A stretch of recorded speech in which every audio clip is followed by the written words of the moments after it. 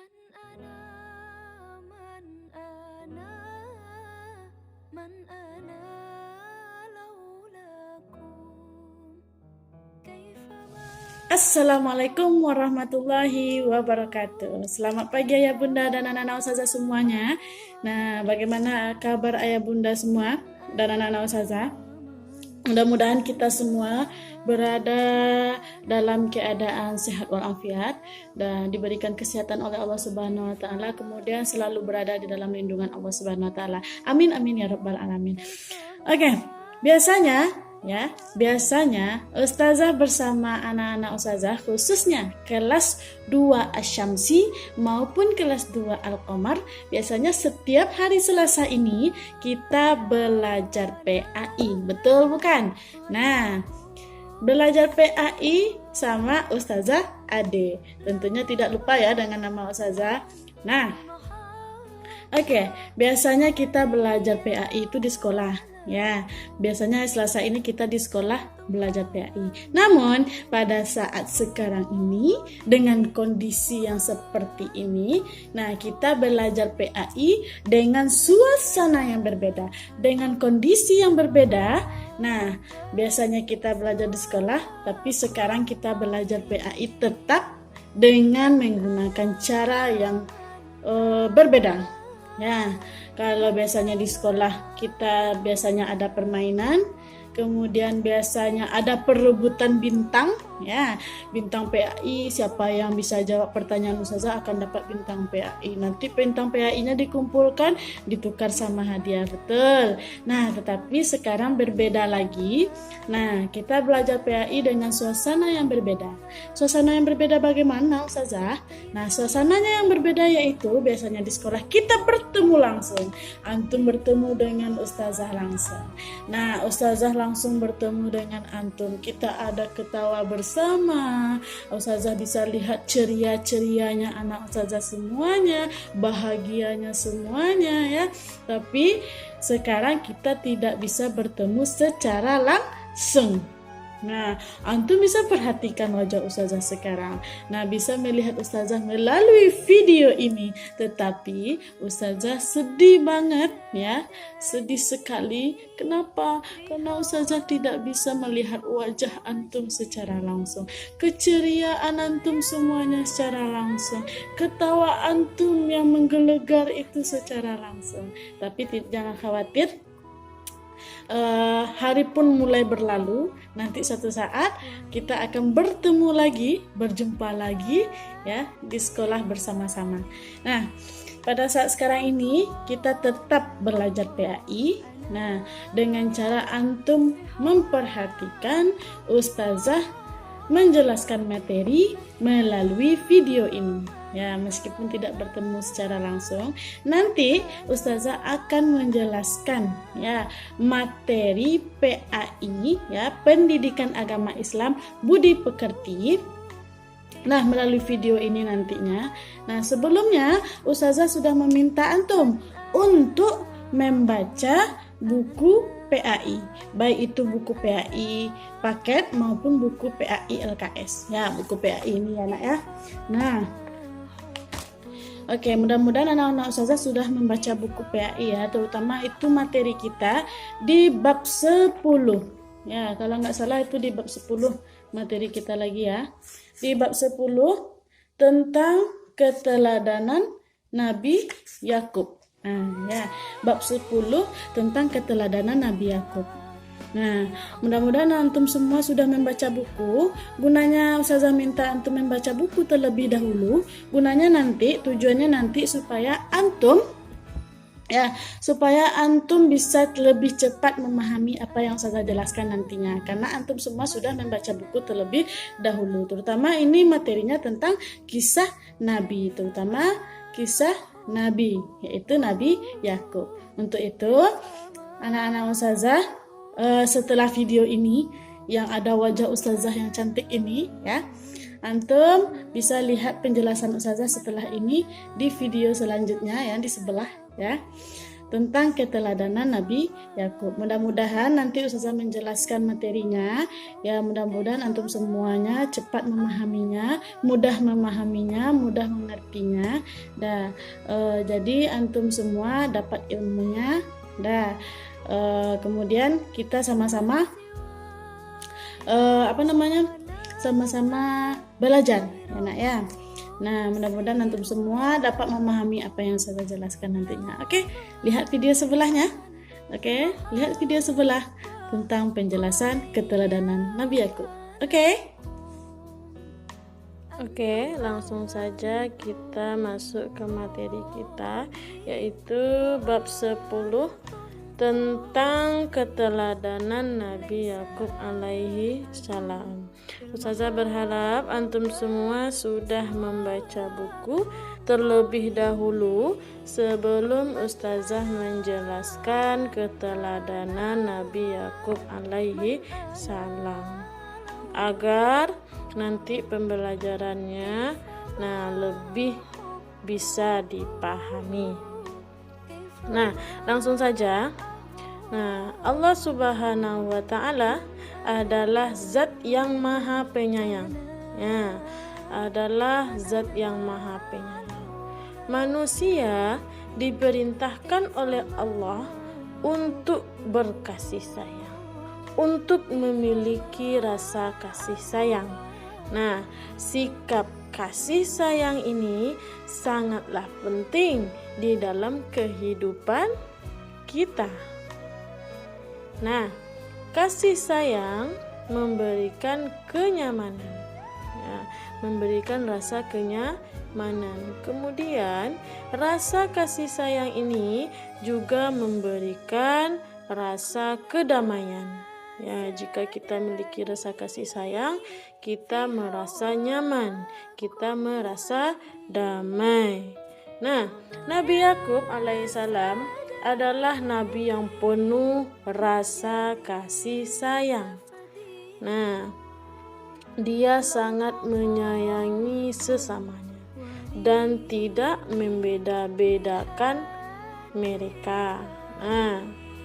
Kasih sayangnya inilah, kasih sayang Nabi Yakub ini diridhoi oleh Allah Subhanahu wa Ta'ala. Selanjutnya kita lihat kisah dari Nabi Yakub alaihi salam. Antum bisa melihat gambar yang Ustazah buat, ya. Di sana ada Nabi Ishak, ya. Juga ada Rifqah binti Azar, kemudian ada Ishu. Ustazah akan jelaskan satu persatu. Nabi Yakub alaihi salam merupakan putra dari Nabi Ishak alaihi salam. Jadi kalau Nabi Yakub ini merupakan putra dari Nabi Ishak, jadi Nabi Ishak ini adalah siapa? Ayahnya Nabi Yakub alaihi salam. Jadi siapa nama ayahnya Nabi Yakub, nak? Yaitunya Nabi Ishak alaihi salam. Kemudian juga putra dari Rifqah binti Azar. Rifqah binti Azar ini merupakan seorang ibu dari Nabi Yakub. Jadi siapa nama ibu Nabi Yakub?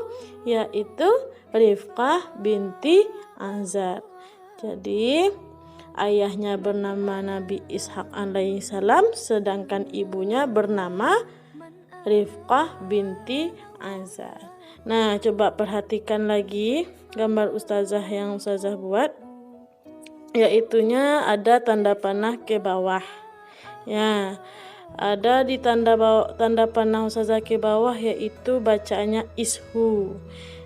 Ishu ini adalah saudara kembar dari Nabi Yakub alaihi salam. Saudara kembar dari Nabi Yakub alaihi salam.